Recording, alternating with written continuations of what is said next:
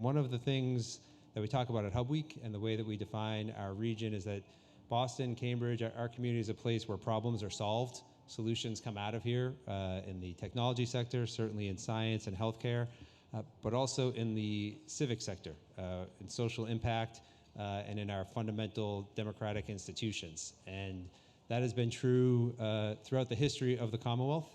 I worked for Deval Patrick when he was governor, and he once said, Massachusetts invented America, which was a typical kind of cheeky, arrogant Massachusetts thing to say, but also true. And I think by that he meant that the things that define what we want America to be, a place of equality and opportunity, many of those movements got their birth here in Boston, and that's true of public education, it's true of the suffrage movement, it's true of marriage equality. I think throughout our history, Massachusetts has been a place where we try to move the country towards a more just and equitable situation, way of living, and the rest of the country follows our lead.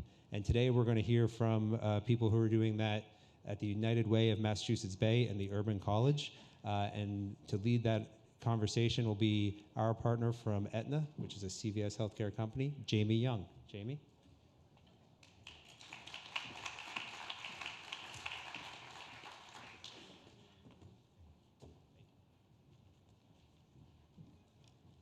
Okay, good morning, everyone.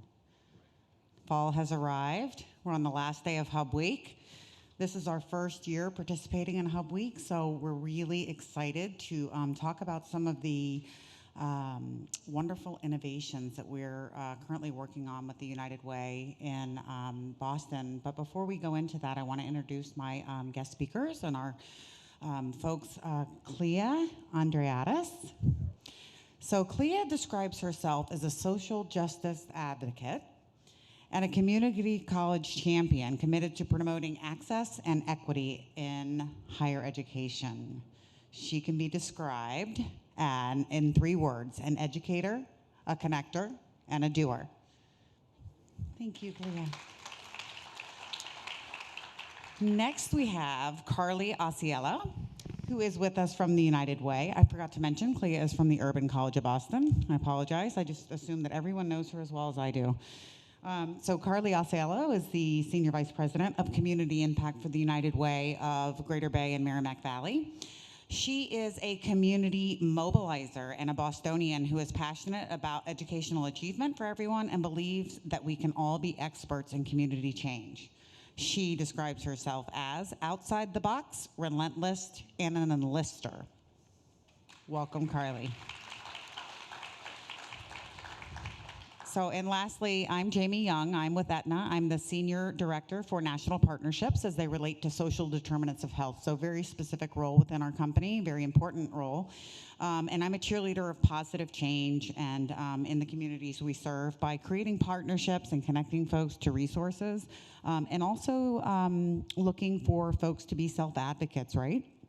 So I can be described as dynamic because I never sit still, an innovator, and a connector. So I think that will conclude the introductions for us today, and we'll get started. So why are we here today? So we are here to basically talk about how transformational partnerships are creating change in new and innovative ways by addressing critical issues in our society, particularly in where we live, work, and play. Disruption and innovation happen all around us, clearly. CVS just bought Aetna. Maybe it's disruptive, innovative, absolutely. We have a lot of things going on, and it seems like that happens typically in the life sciences and technology, but it really is something that we see and feel every day. So what is the role of United Way, Urban College of Boston, Aetna, and CVS for us to focus on new ways of tackling these problems local in the community? So if we look to our nonprofit partners, how are they innovative? How can we support them in innovation with limited resources, be it human capital or finance? And we've created some pretty cool opportunities and partnerships that we're going to talk about today with Carly and Clea that will kind of dive into that. So given this is a deep dive. But if we talk about good health, from an Aetna perspective, good health, and probably pretty much everyone here would agree that it starts in your home, in your neighborhoods, in your communities. And social innovation is really key to addressing these problems. So we want to be able to support our neighborhoods. I'm just thinking here about the way to say this, but we can't do it alone. Aetna certainly can wrap its arm around our communities and embrace change and look at ways to support our members and individuals in the community, but we can't do that alone. We actually have to have partners like United Way to get this off the ground. And so we're really excited to partner and be together to talk a little bit more about how we are going to address some of these changes and understanding the programs that we're creating, how we collect data, how we use that data to make changes, and then really ultimately scale these initiatives across the country. So while we're talking about a very hyper-local initiative here in Boston, the goal is to really be able to do this more places and collect the data that will give us learnings to do so. So without much further ado, I'd love to introduce Carly back to the stage. Hi, everyone. I'm going to stand, hopefully walk around a little bit, and I'm going to just call out, did anyone here take the class workout yesterday morning? Anyone? One person. So actually, CVS Aetna was the sponsor of that. I took it yesterday morning, and my legs are killing me so badly from that class. So if I look like something's going wrong when I sit back in the chair, you're going to know why, because my quads are on fire right now from that class, although it was very good. I want to start, before we get into what United Way does, really think about the context for nonprofits in our community. And we're going to start with a little audience interaction. And you're going to find we're going to be doing this a little bit throughout our session, and there's going to be prizes, so get ready. Our first question, as you can see up here, is I want to have folks shout out how many nonprofit organizations you think there are in Massachusetts. Whoever gets the closest is going to win a pretty cool prize. So anyone want to shout out an answer? 2,000. 5,000. 14,000. 5,000?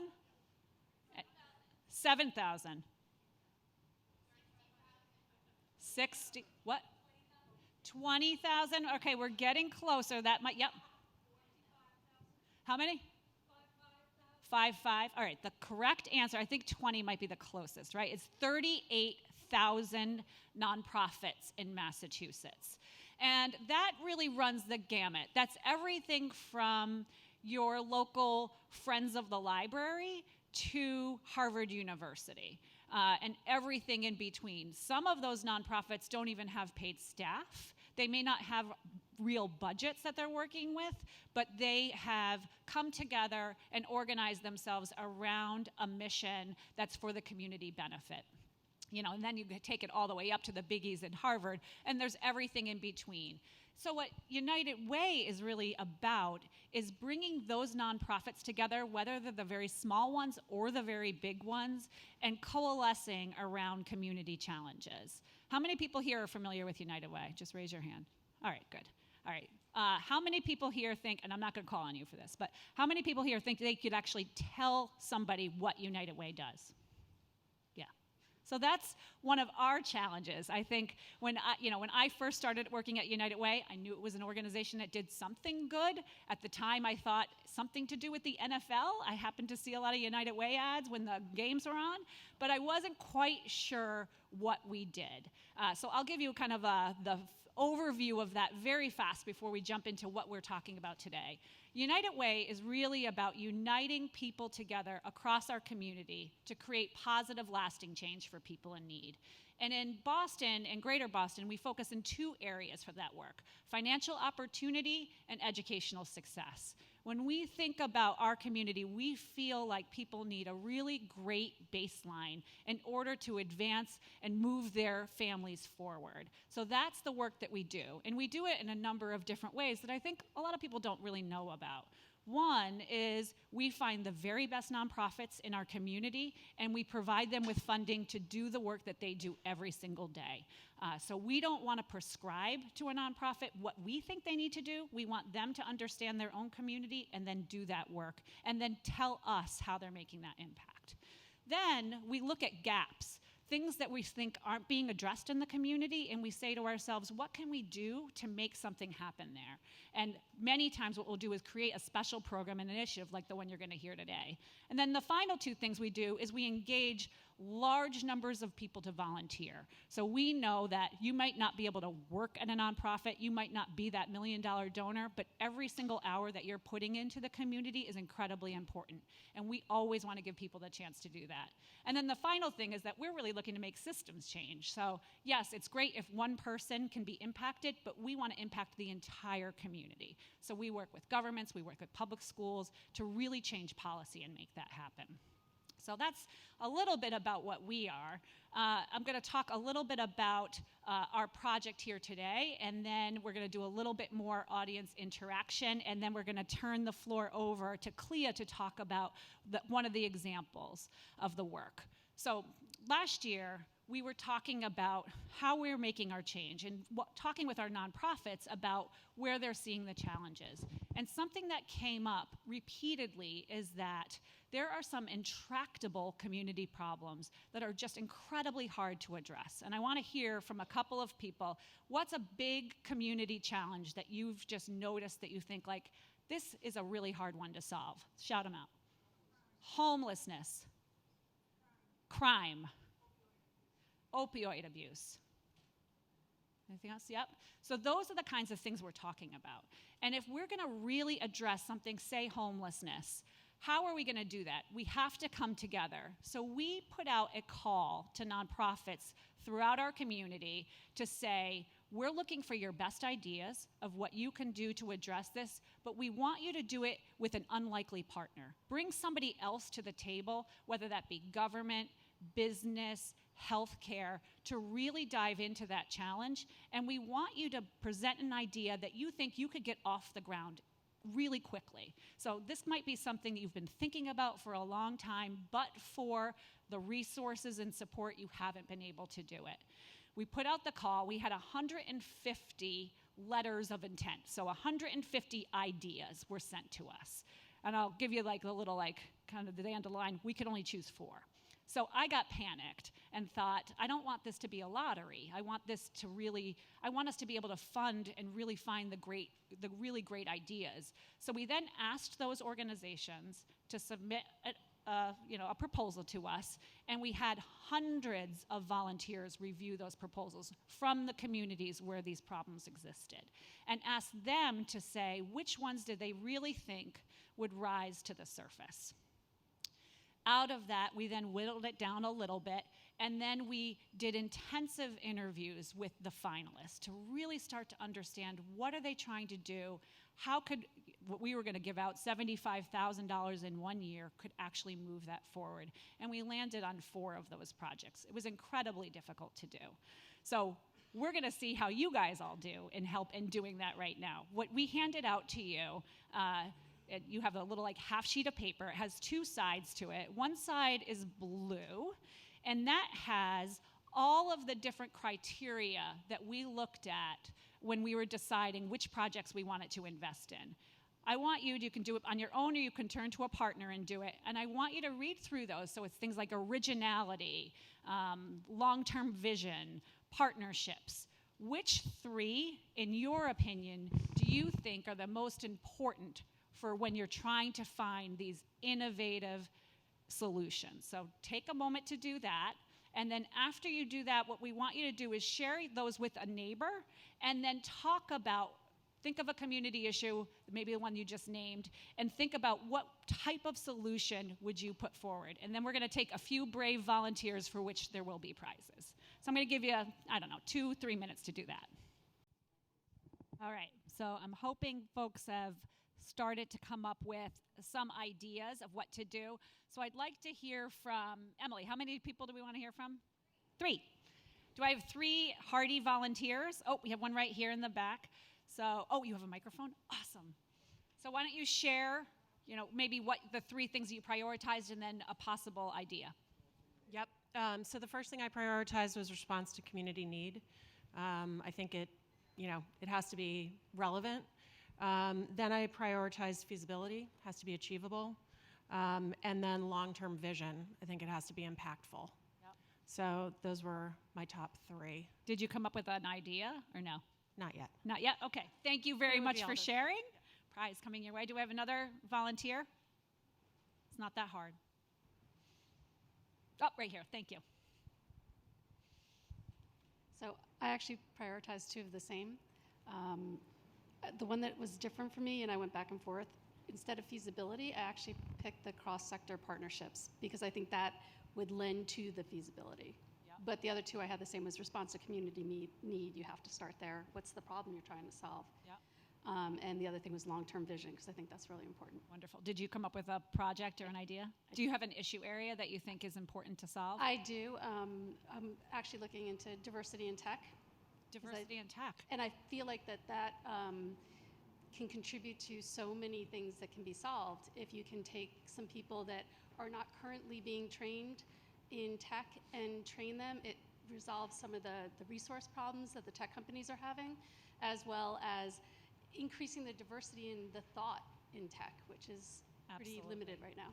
So at least this is off topic for this, but I'll give you a couple of just thoughts on that. One is there's an organization called Resilient Coders that's doing just that. They're one you should definitely look up if you haven't heard them. They're training adults to rapidly enter, and people of color almost exclusively, to rapidly enter the tech community, and their starting salaries can be anywhere from $80,000 and above, so it's a complete game changer for folks, so that's one to look at. And another thing to think about is, that we think about at United Way, is how do we start young? And if we want to build diversity, we need to build the pipeline as well, and so starting as young as elementary and middle school, and then moving and connecting those kids now to those companies, so that companies see them and the kids see them. So. All right, do we have one more volunteer? Oh, right up front. Thank you. So my 3 were I have cross-sector partnership because I do think spanning partnerships are critical. I have data-informed as a way to, I think that does an awful lot in terms of defining a problem and really moving it. And I have long-term vision as impactful. And the idea that it's not an idea, but I'm going to put it out as an idea, which is somehow having everyone, no matter how radical they may feel, understand the simple value of raising the price of carbon relative to our climate issue. Thank you and so much. there are proposals at state and federal right now for that. Wonderful. Thank you so much. So thank you all. Hopefully this gets you to think a little bit about, really the hard choices we had to make in choosing these innovations, and then also what are some of the challenges that might face nonprofits in terms of coming up with these ideas. It is incredibly difficult, and we're going to actually shift now and dive into one of the projects that we funded. As I said, we funded 4, and if there's time, I'll go into some of the other ones, but we want to dive into a specific challenge that was really addressed in a really interesting way by Urban College in a partnership with Tufts Medical, and they're going to get into a little bit about that, and then also we'll have some chances for the audience to ask questions. But I'm actually going to turn it over to Jaime first to ask the first question. Okay. So for my friend Clea, with the Urban College of Boston, what are the issues or issue you're working to solve? So I'm going to start by telling you a little bit about the Urban College of Boston, because lots of people in Boston don't know we exist, and we are a gem. The Urban College of Boston is a small associate's degree granting institution in Chinatown. We serve about 1,400 students a year. The average age of our students is 38. Over 90% of them are women. Over 90% are people of color. and over 70% are bilingual, multilingual, or don't speak English in their home. So we educate a very particular population, and we offer classes in English, Spanish, and Mandarin. So part of what we're working towards is English proficiency while folks are able to take college-level coursework in their native language, so that they're moving in two tracks towards a degree and obviously a better career path. So Tufts Medical Center approached us with what we thought was a really interesting challenge, and it is a challenge on a micro level and a macro level. And the challenge had to do with their population of clinical research coordinators. And clinical research coordinators are the front line of a clinical research project. In general, clinical research coordinators take about 6 to 8 months to train on the job, but the average one lasts in the job for about 2 years, because for the most part, they're young, white students graduating from elite colleges who want to go to graduate school. So this is a stop in a career, a train stop on a way to a different career. And so they had a tremendous turnover in this field. The other thing they were trying to address at the macro level was that the vast majority of participants in clinical research studies in the United States are white people. Most recent data says over close to 85%. And as the front face of clinical research, there was an awareness that if we could diversify the folks who take those roles, we might be able to diversify the participants in clinical research, and that could positively impact health inequities in the United States and potentially change the face of healthcare. So that's the problem we were trying to address. Okay, in 60 seconds, tell us a little bit about your partnership that you just mentioned with Tufts. Is there anything else you'd want to relay to the audience? Yes, and I'll actually do it in 60 seconds, I promise. So what we're building is an apprentice-based curriculum to train people in 3 semesters, so about a year, under a year, to become clinical research coordinators. And our goal is to attract the kinds of students that the urban college educates, which is people who are multilingual, people who have strong networks that are outside the folks who traditionally participate in research studies. And Tufts is helping us build a curriculum that's aligned with national standards and are hosting the apprenticeship sites so that we can change the trajectory of folks and families' lives in the city of Boston, but also ideally positively impact clinical research.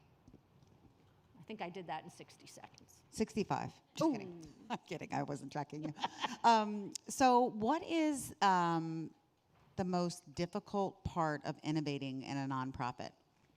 So I would say the most difficult things about innovating in a nonprofit are money and time, which I think are probably the most difficult things to innovate anywhere, except that if you're a nonprofit, money is a real issue. So the fact that we were selected by the United Way as one of the projects they funded is really what is enabling us to do this. Without their generous support, and quite frankly, without their focus on trying to find these kinds of projects that are a little out there but really important, we never would be able to do this. And from a time standpoint, the funding has also enabled us to hire a part-time project coordinator, and we will start this program in January. I mean, that's an incredibly fast timeline to get something like this moving, and it's because of the support that we've received that we could make that happen.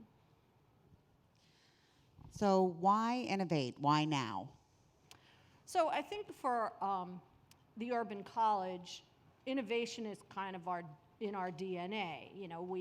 We are attempting to serve a particular population of folks who are generally not given a lot of access to education, and we have always found innovative ways to do that.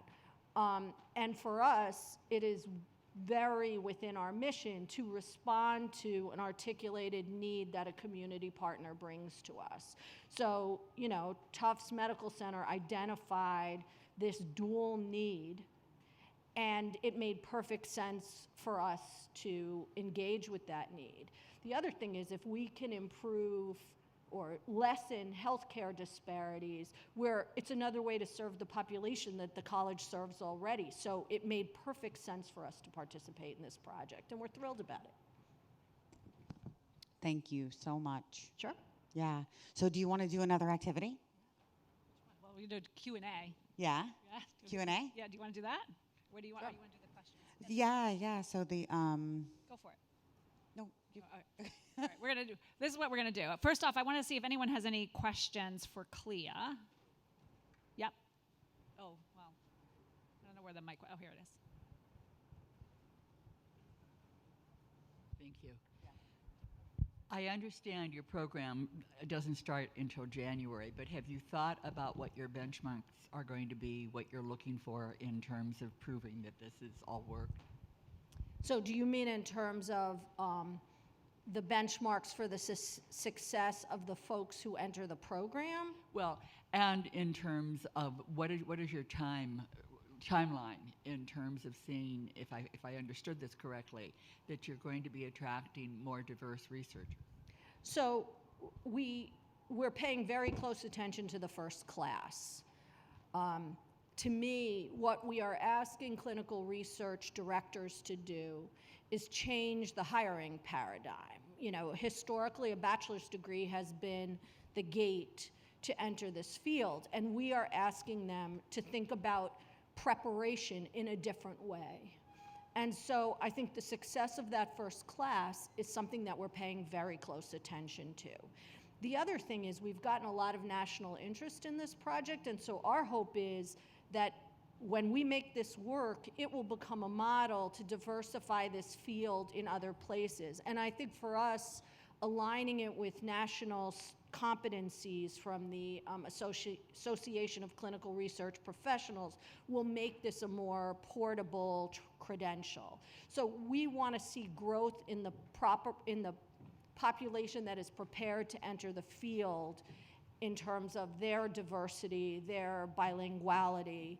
And then what we're hoping, but this is going to take some time, is that over time we'll start to see changes in the population that participates in clinical research. But that's obviously, it's going to take time to see that change. Other questions? So I'm curious to know what kind of advertising and outreach you're doing. I know you're working with Tufts, but how do people find out about the program?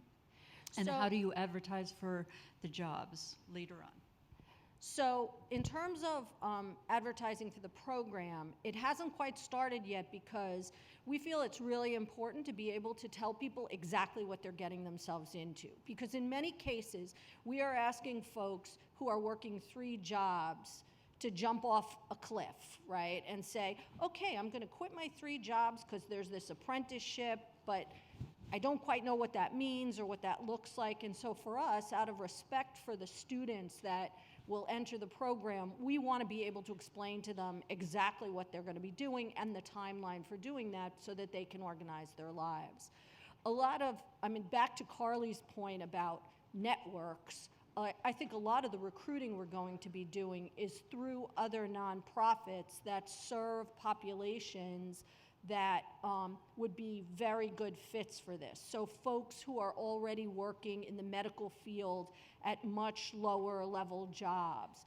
There are a lot of ESOL programs in the Boston area that are teaching English to folks who had medical degrees or were registered nurses in their home countries. Those are the kinds of people who could enter this program and be incredibly successful in a very short period of time. And it doesn't only have to be people with medical backgrounds, but part of what we want to do is offer a career on-ramp for folks who already have demonstrated an interest in this kind of work, but have been shut out for a variety of different reasons.